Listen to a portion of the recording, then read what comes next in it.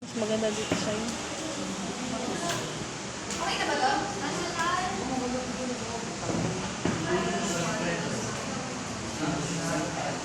National Artist Studies for 1997. Ano pa yun? Nakakayo lang ako rin naman gagawa. Wait na. Oo nga ako na. Next ko na lang mag-next ko. Next, we have Lucio San Pedro. Simula ng elementary mula elementary pa lang siya, simula siya mag-compose.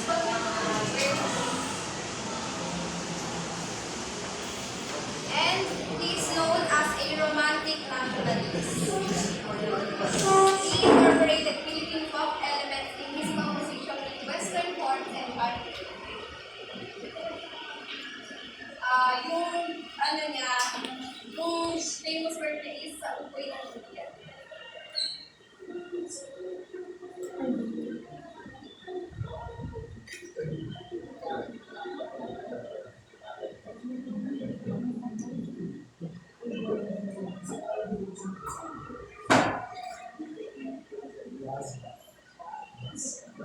Okay na.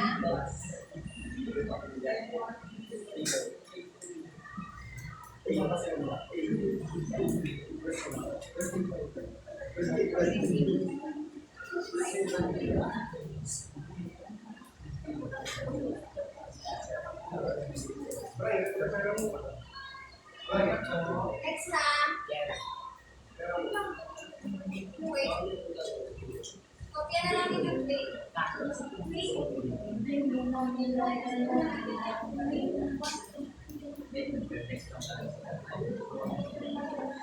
Next, we have Rosendo E. Santos. He was born on September 3, 1992 sa Cavite City. At age 11, nagsimula na siya mag-compose ng band, marches, instrumental at vocal scores as well as for Catholic masses.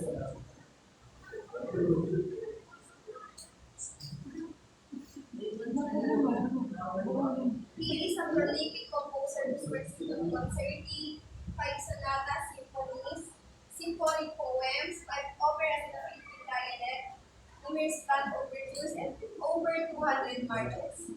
Nagsulat din siya ng 50 masses in Latin and 20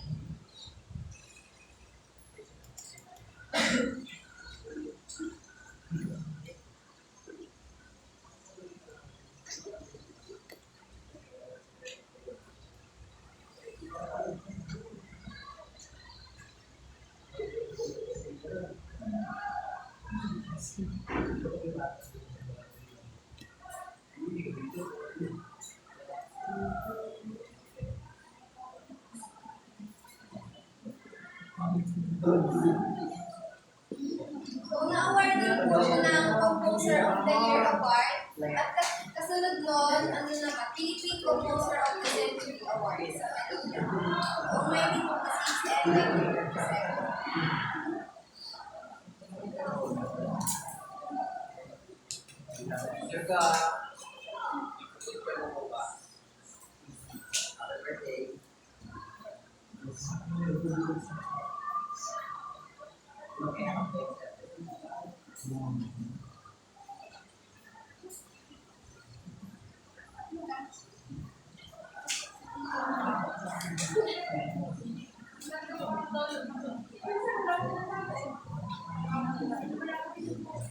Next na po.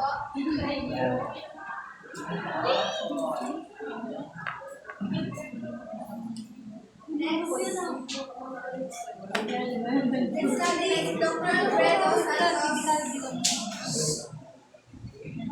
Si Dr. Alfredo Santos Buenaventura ay composer, conductor, and teacher and was born in Santa Maria, Bulacan, October 49 to 12. Lumaki po siya sa environment na may Christian and naging bad friend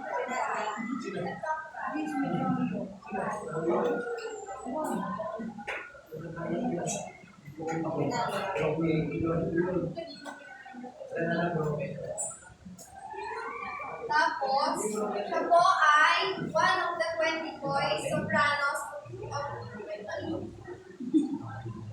St. Paul's at Santo Domingo Church, where he received his first significant musical training.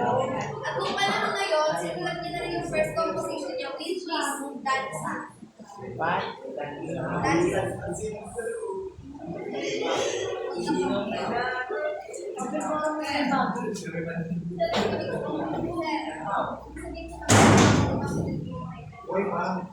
Boy pa girl. Boy pa yan! Papatayin mo yung tao. Siyempre, nakamanta mo kayo. Sir! Sakaitan! Quiz number 1. Pwede naman tayo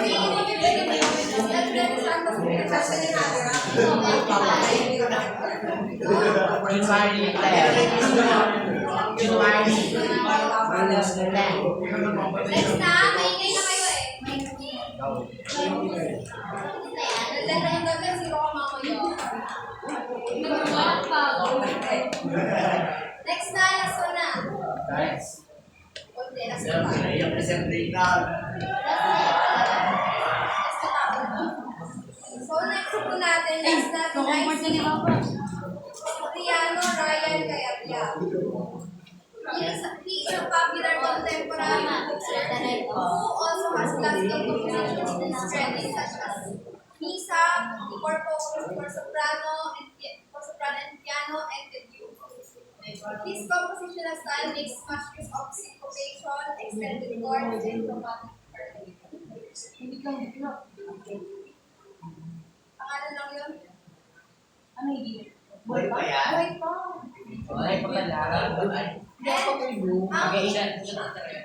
Ang work niya na award-winning is kay ganda ng ating musika noong 1978. Pero wala niya pa banding mga. Tere!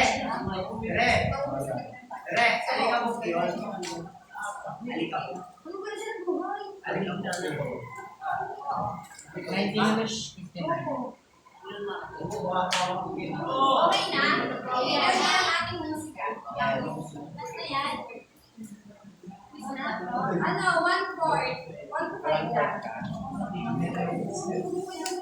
Wala na, alam mo, may isang. Peace na? Wait lang. Wala lang po isa. Edit muna kayo.